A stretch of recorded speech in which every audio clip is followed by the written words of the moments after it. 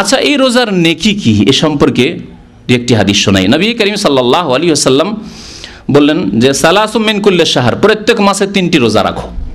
প্রত্যেক মাসে যদি 3টি রোজা রাখেন 11 মাস ধরে, আর রমজান মাস পুরো মাস রাখলেন, তাহলে এই রোজা হচ্ছে সিয়ামুদ্দাহর। ও রমাজান ও ইলা রমাজান, প্রত্যেক মাসে 3টি রোজা রাখলেন আর পুরো রমজান রোজা রাখলেন, তাহলে ফাহাজা সিয়ামুদ্দাহরি কুল্লিহি, তাহলে এই ব্যক্তি সারা জীবন রোজা রাখার নেকি পেল। কারণ বলেন দেখি, এক রোজায় 10 রোজার সমান নেকি, তাহলে 3টি রোজা রাখলে মাসে 3 10 30 দিনের নেকি পেয়ে গেলেন।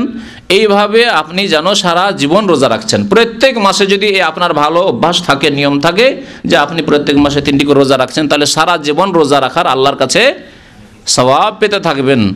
যদি আলহামদুলিল্লাহ 15 বছর থেকে রোজা শুরু করে দেন, মাশাআল্লাহ মাসে 3টি করে রোজা, আর যদি 60 বছর 70 বছর 80 বছর বাঁচেন, তো রোজাই রোজা সারা জীবনের রোজার আপনি নেকি পেতে থাকবেন। হাজা সিয়ামুদ্দাহরি কুল্লি। আর বিশেষ করে যুবক মানুষ যারা, তাদের তো রোজা রাখা জরুরি,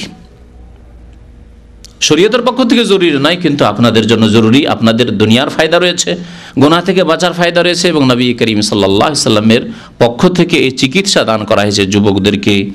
আর যারা প্রবাসী, যাদের কাছে বিবি নেই, তাদেরকে বিশেষভাবে নবী করিম সাল্লাল্লাহু আলাইহি সাল্লামের উপদেশ দেওয়া হয়েছে।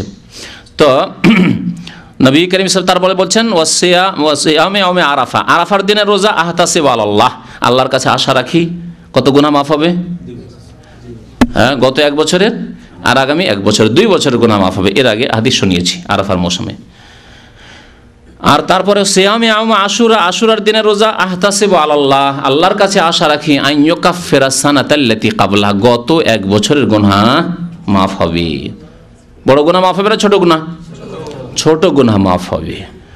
কোনো ব্যক্তির যদি ছোট গুনাহ না থাকে, বা ছোট গুনাহ বড় গুনাহ কোনো গুনাহ নেই, আল্লাহর নবী বললেন ছোট গুনাহ মাফ হবে। একজন লোকের অনেক ছোট গুনাহ, আবার একজন লোকের দেখা যাচ্ছে গুনাহই নেই, ছোট গুনাহই নেই, বড় গুনাহও নেই, এমনও তো 100 লোক হইতে পারে। তাহলে তার কি হবে? কিছুই পাবে না। হ্যাঁ, মর্যাদা বাড়বে, দারাজাত উঁচা হবে, তার মর্যাদা উঁচা হবে।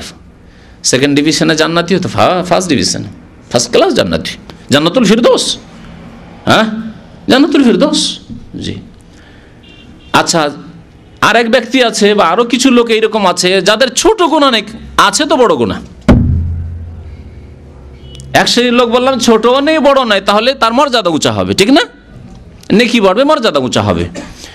আর আরেক লোক আছে বা আরেক শ্রেণীর লোক আছে যাদের কি বললাম, বড় গুনাহ আছে, ছোট গুনাহ নেই, যা আছে বড় গুনাহ। জুয়া খেলা গুনাহ আছে, জুয়া খেলা বড় গুনাহ, ছোট গুনাহ। হ্যাঁ, এইরকম ধরনের যতগুলি কাবিরা গুনাহ আছে, কাবিরা গুনাহ আছে, তাহলে তার কি হবে?